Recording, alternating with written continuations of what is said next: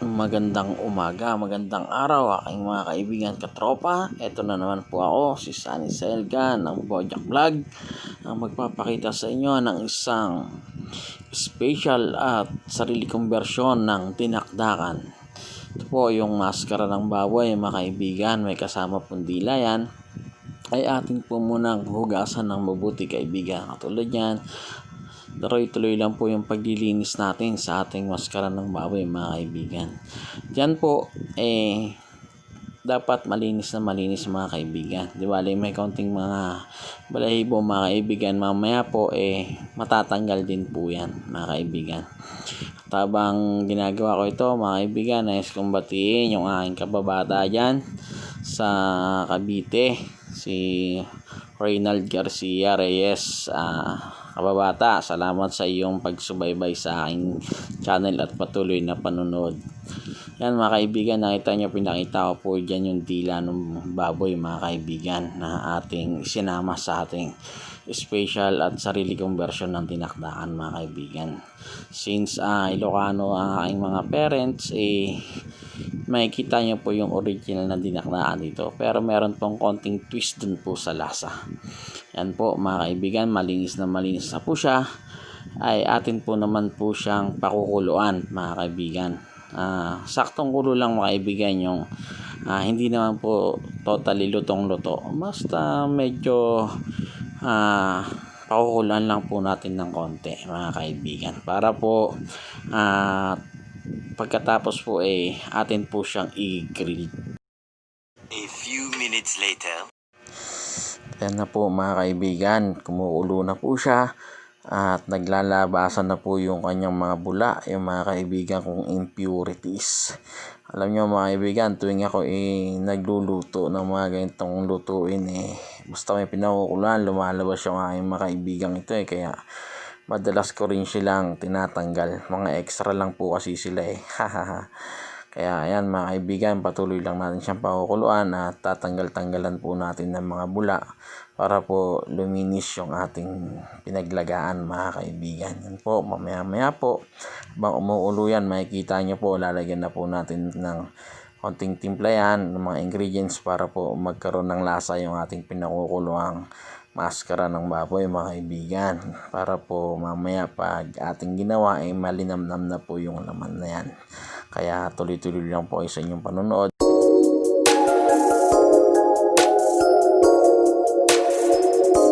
Yan mga kaibigan, lalagay na po natin yung konting timpla para po magkaroon na ng lasa yung ating pinakukuloang maskara ng baboy mga kaibigan. Yan po, may paminta, sibuyas, bawang, isang pork cubes mga kaibigan at laurel.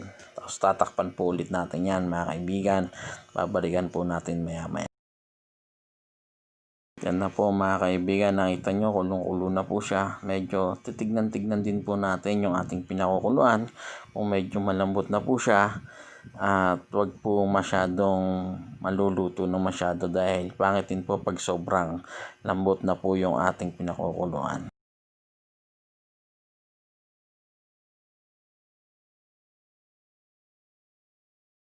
Mga kaibigan, basta titignan-tignan lang po natin. 2 minutes, 5 minutes, titignan po natin kung medyo malambot na po. Ayan, tatakpan ulit po natin. Tapos pukusan po ulit natin kung okay na. Titignan-tignan po lang natin mga kaibigan. Huwag lang po siyang malalabsa mga kaibigan, para okay na okay pa rin po siya pag ginayat natin mamaya at pag atin po siyang inihaw sandali mga kaibigan.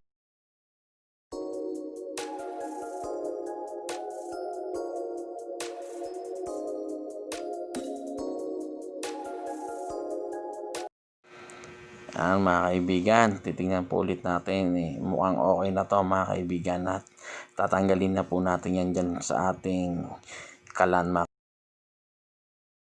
At eto na po ang ating nilaga at pinakuluang maskara ng baboy. May kasama pong dila ng baboy yan mga kaibigan.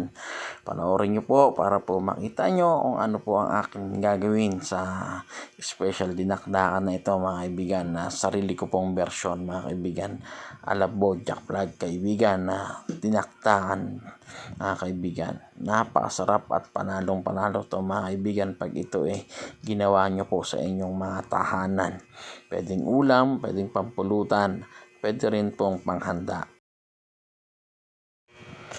At eto mga kaibigan, makikita nyo po kanina habang nagpapakulo po ako, habang pinakukuluan po natin yung ating maskara at dila, nagpabaga na po ako sa aking kalang-diuling mga kaibigan. Dahil kami pong mga Ilocano, talagang iniihaw po namin ng konti yung aming ginagawang dinakdakan. Katulad po ng inyong nakikita mga kaibigan, medyo iniihaw ko na po siya. At hintayin lang po natin na medyo mag-brown ng konti mga kaibigan yung ating iniihaw. Okay na po yan kasi medyo malambot na rin po yan dahil napabuli na nga po natin yan mga kaibigan. Sana po nanonood kayo sa aking patuloy na paggawa ng special dinakdakan. At mga kaibigan, subscribe na rin po kayo sa aking channel. At binabati ko nga pala yung aking isa pang kababata na si Eder Pagsugiron sa Batangas. Kababata, panoorin mo itong aking special dinakdakan na ito dahil siguradong pwede mo itong gawin dyan sa Batangas. Yan na mga kaibigan at mga katropa. Nakikita nyo po medyo brown na mga kaibigan at medyo okay na po yan. At ito naman po mga kaibigan, papakita ko sa inyo yung ating mga ingredients na atin pong gagamitin mamaya sa ating special and my own version dinakdakan mga kaibigan. Yan po, papakita ko po sa inyo, meron pong sili dyan, red and green yan mga kaibigan. Meron din po tayong onion dyan, red and white po yan mga kaibigan. Yan, meron din po tayo dyang pork brain, meron din po tayong mayonnaise pag kailangan po nating magdagdag mamaya pag medyo kulang. Yan po, meron po dyang bechin tsaka magic sarap. At depende po sa inyo mga kaibigan kung ano po yung gusto nyong gamitin dyan. Sa akin po kasi konting bechin lang okay na. At ang makikita nyo po may oyster sauce dyan mga kaibigan. Ayan po yung magbibigay ng twist na lasa doon sa sarili kong version ng dinakdakan mga kaibigan. Ayan po, meron po tayong konting asin dyan at ground black pepper mga kaibigan. Yan po, meron din po tayong vinegar dyan mga kaibigan. Yan po yung ating mga gagamitin mamaya. Yan po, makikita ninyo kompleto na po yan mga kaibigan para po sa ating special na dinakdakan. At eto na po lahat ng ating gagamiting ingredients sa ating special dinakdakan my own version. Thank you po. Ngayon makikita nyo mga kaibigan, yan po yung katas po ng kalamansi. Akin na po siyang piniga at ihahalo ko na po dyan yung pork brain mga kaibigan. Tingnan nyo po mabuti. Akin na po siyang dudurugin dyan mga kaibigan para po medyo lumasa yung ating kalamansi juice doon sa pork brain mga kaibigan. Yan po, halo-haluin lang po natin na ganyan yan mga kaibigan para po talagang mag-melt ng husto yung utak ng baboy mga kaibigan dun sa kalamansi. At halo-haluin lang po natin yan mga kaibigan para po talagang masarap mamaya. Tapos talagyan po natin yan ng konting ground black pepper mga kaibigan. Mas maganda ang pepper powder mga kaibigan yung mga gagamitin nyo para hindi masyadong manghang sa pagkinain mga kaibigan. Parang wala lang pero meron po siyang lasang paminta. Yan mga kaibigan, susunod po natin dyan yung ating mga iba pang sangkap mga kaibigan. Ngayon mga kaibigan, gagayatin na po natin yung ating onions, red and white onions kaibigan. At atin pong ihahalo sa ating dinurog at pinagsamang kalamansi juice at utak ng baboy at paminta mga kaibigan. Ilalagay din po natin dyan itong ating nagayat na onions mga kaibigan. Bago po ako magpatuloy, akin pong shout out yung aking kumpare nga dyan sa Kasigdahan, Rodriguez Rizal, yung kanya. Ito na, paring Eric Orante. Ito na po yung iyong request na dinakdaan. Dahil parang plano mong gawin, panoorin mo lang ito kaibigan hanggang dulo para magawa mo sa inyong bahay. Yan po, ginagayat na po natin yung ating sibuyas at ihahalo natin dyan sa ating dinakdaan. Masarap na dinakdaan mga kaibigan. My own version po yan, lagi kong inuulit. Sarili ko pong timpla ang akin pong ipinapakita sa inyo.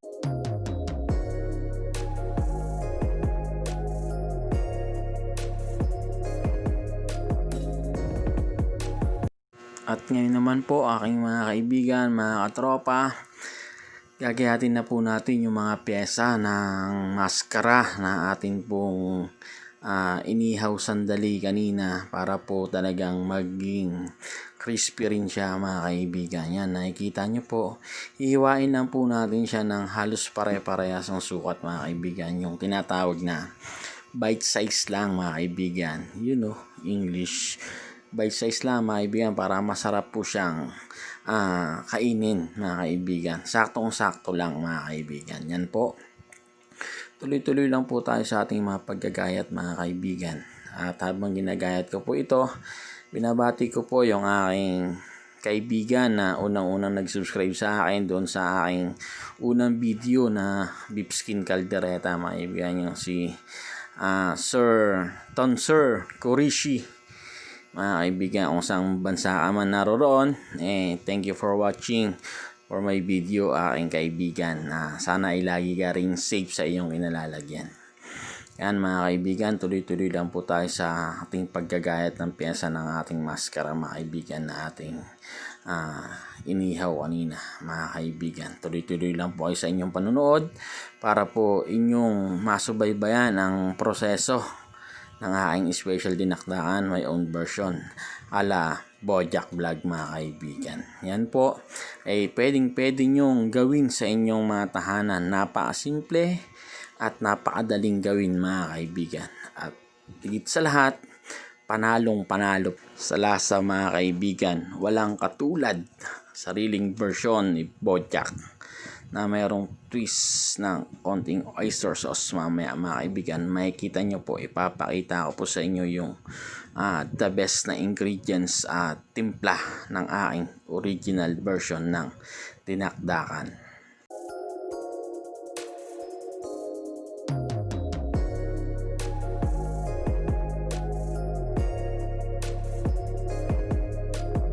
Mga kaibigan, medyo makikita nyo po, pabibilisin lang po natin ng konti yung ating mga proseso sa ating paggagayat mga kaibigan. Salamat po sa inyong panonood at sana po ay patuloy po kayong mag-subscribe at manood ng aking video. At ngayon naman po, titimplahan na po natin siya ng hiniwa natin na luya mga kaibigan. Hiniwa po natin ng pinong-pino yan para po mas malasa sa ating dinakdaan mga kaibigan. Yan po mga kaibigan, lalagyan po natin din siya ng konti lang po na bechin mga kaibigan. Konting-konti lang, pampatangkad lang po na at pampalinamnam ng lasa niya mga kaibigan. Tapos halu-haluin lang natin yan mga kaibigan. Tayo po magmi-mix ng ang ating dinakdaan mga kaibigan. Yan po, nakikita nyo po nasa ibabaw yung ating ginger, konting bechin. Halu-haluin lang po natin ng ganyan mga kaibigan hanggang sa maghalo na rin yung konting calamansi juice kanina at yung ating pork brain mga kaibigan at paminta. Yan mga kaibigan, masarap na po yan, promise. Panalong panalo na sa lasa yan. Pero meron pa po tayong mga idadagdag yan na mas lalong magpapasarap po sa aking original version ng dinakdakan mga kaibigan. Nakikita nyo po yan. Ngayon po, eto na po yung ating mga ibang sangkap na ihahalo mga kaibigan. Parang kulang yung utak ng baboy kanina mga kaibigan, kaya lalagyan ko ng mga 1 tablespoon ng mayonnaise mga kaibigan. Yan po, para po magagawa yung kanyang konting asim at tamis mga kaibigan. Yan po. Halo-haluin lang po natin mga kaibigan para po mag-mix ng gusto yung may ingredients dun sa pyesa ng maskara nating pang dinakdakan at yung tila mga kaibigan. Yan po. Promise mga kaibigan, panalong-panalo po yan pag inyo po itong ginawa. Tuloy-tuloy lang po kayo sa inyong panunood mga kaibigan. At ito na nga po, lalagyan ko po siya ng mga isang kutsaritang oyster sauce mga kaibigan. Ito po yung magdadagdag ng linamnam sa sinasabi kong sarili kong version ng dinakdakan. Yan po, makikita nyo po yung oyster na nilagay ko. Hindi ko po nilagay lahat yan. Depende po sa inyong panlasa. Sa akin po, yung mga ganyang karami, mga 1 tablespoon lang po ng oyster sauce yan. Talagang okay na po yung linamnam yan. Then, imimix lang po natin ng gusto para po lahat ng ingredients ay magsama-samang lumasa doon sa pyesa ng ating maskara, mga kaibigan, na ginawang dinakdakan. Depende sa inyo, mga kaibigan, kung yan pang ulam, na mas marami pong sili ang ilalagay nyo kapag pang dinakdakan na pangpulutan. Pero pag pang ulam po, pwedeng isa lang na green at isang pula, okay na po yun. Depende po sa inyo. Kasi mas masarap po talaga kung mas maraming sili. Yan po, lalagyan na rin po natin ng konting asin yan mga kaibigan. Kaya lang sa akin po kasi, hindi pwede yung sobrang anghang dahil ayaw po kasi ng mga anak ko. Kaya, konting sipa lang ng sili mga kaibigan ng anghang, okay na sa akin mga kaibigan. Yan. Nakikita nyo po, isa lang po yung ilalagay ko dyan at isang green, isang pula. Okay na po yung lasa niyan mga kaibigan. At panalo na po yan. Kaya tuloy-tuloy lang po kayo sa inyong panunod hanggang sa matapos. Sabi ko sa inyo mga kaibigan, almost done na po yung ating ginagawang dinakdakan. Yan. Masarap na po yan sa ating panlasa. Maya po mga kaibigan, makikita nyo, titikman din po natin yan para makita natin kung ano po yung kulang. Yan, nahalo-haluin nyo lang po na ganyan para po mag-mix lahat doon sa sinasabi kong pyesa ng maskara mga kaibigan. Yan po, panalo na yan mga kaibigan. Mga classmate, pwede nyo na itong gawin at pangpulutan kung saan man kayo naroroon mga kaibigan. Yan po, titikman po natin siya para malaman kung ano po yung kulang. Yun o, tinikman na o.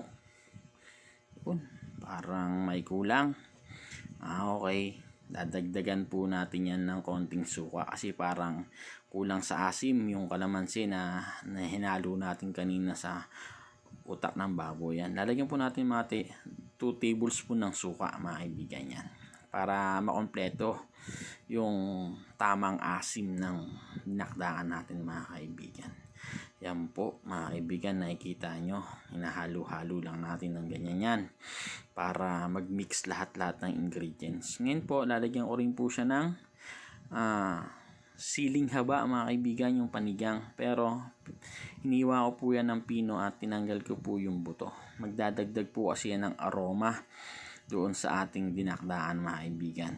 Tira-tira lang po tayo ng konti at ilalagay natin yan mamaya sa ibabaw yan. Yan mga kaibigan, tapos na po yung ating dinakdakan. Last na ingredients na po natin yung siling pinino ko ng gayat mga kaibigan, yung siling green na yan mga kaibigan. Yan mga kaibigan, yan na po yung ating finished product ng sarili kong version ng dinakdakan mga kaibigan. Yan po, ilalagay po natin sa ibabaw niya yung natirang pininong sili mga kaibigan. At yun ang kumumpleto.